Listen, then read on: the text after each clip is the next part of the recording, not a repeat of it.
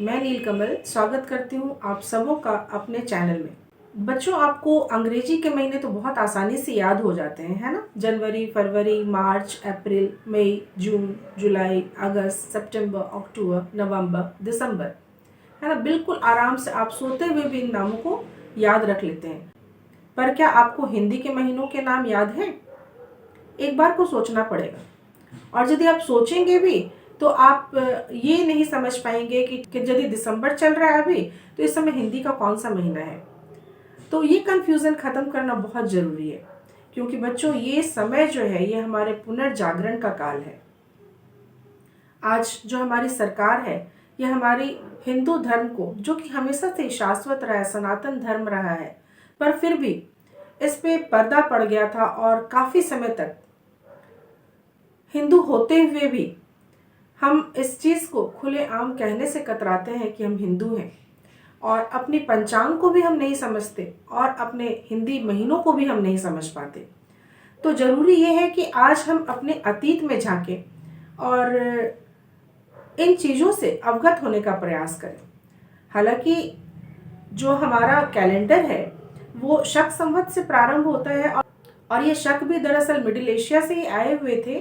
तो बाद में तो शकों को यहाँ से खदेड़ के भगा भी दिया गया, लेकिन विक्रम संवत एस्टैब्लिश हुआ, और विक्रम संवत के अनुसार काफ़ी जगहों पर, जैसे नेपाल एक देश मुझे ध्यान आता है जहाँ पे हिंदू कैलेंडर चलता है, और इसके अलावा कई राज्यों में भी विक्रम संवत के अनुसार कैलेंडर देखे जाते हैं। साथ ही साथ बहुत सारे हमारे यहाँ धार्मिक कार्यक्रम जो होते हैं वो भी विक्रम संवत के अनुसार ही होते हैं। तो कैलेंडर के डिटेल्स के लिए तो मैं एक सेपरेट वीडियो बनाऊंगी जिसमें आपको बताऊंगी, पर इस वीडियो में खासकर मैं ये चाहती हूँ कि बच्चों आपको हिंदी महीनों के जो नाम है वो आपको कंठस्थ हो जाए। कंठस्थ हो जाए मतलब आप सोते जागते उठते बैठते कभी भी आंख बंद करके भी जैसे जनवरी फरवरी पढ़ते हैं ना, ठीक उसी तरह से आप हिंदी महीनों के नाम भी कह सकें।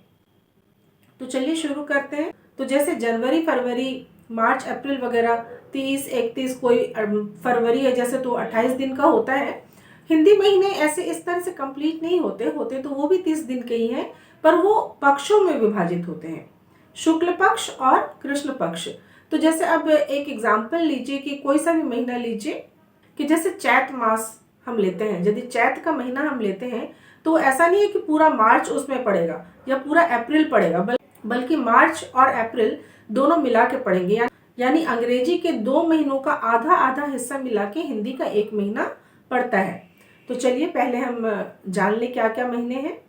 तो लोक भाषा में तो हम लोग आराम से कह देते हैं चैत, बैसाख, जेठ, अखाड़, सावन, भादो, आसिन, कार्तिक, अगहन, पूस, माघ, फागुन, लेकिन इनके प्रॉपर नेम है, शुद्ध नाम है। उन शुद्ध नामों को आप याद रखें, और साथ ही साथ मैं ये भी बता दूंगी कि उनमें अंग्रेजी के कौन से महीने सम्मिलित होते हैं। जैसे पहले महीने को हम लोग ले लें, हमारा जैसा कि चैत से शुरू होता है मैंने बताया, तो चैत में मार्च और अप्रैल ये 2 महीने मिक्स होते हैं।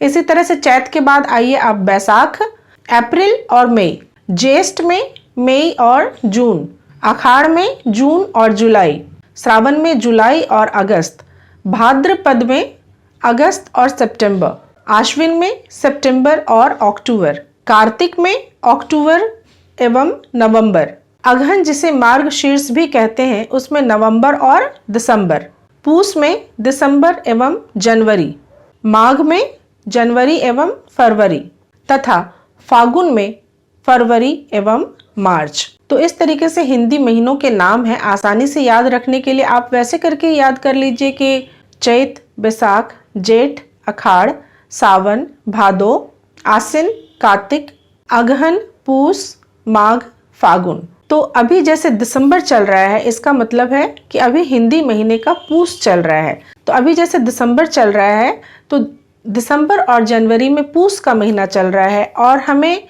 अपने नए साल के लिए यानी कि चैत मास के लिए हमें अभी और इंतजार करना पड़ेगा, और वो शुरू होगा अभी से 3 महीने के बाद। यानी कि अभी पूस चल रहा है तो पूस के बाद माघ, फागुन, और उसके बाद तीसरे महीने में जब चैत आएगा तब हमारा नया साल शुरू होगा। तो आप ग्रेगोरियन कैलेंडर के अनुसार अवश्य मनाइए नए साल को, लेकिन अपने नए साल को बिल्कुल भी मत भूलिए, और उस दिन भी हर्षोल्लास के साथ लोगों को अभिवादन कीजिए और लोगों में प्रचार प्रसार कीजिए कि हमारा जो नया साल है वो चैत्र शुक्ल प्रतिपदा को प्रारंभ होता है। धन्यवाद आप सबों का मुझे सुनने के लिए।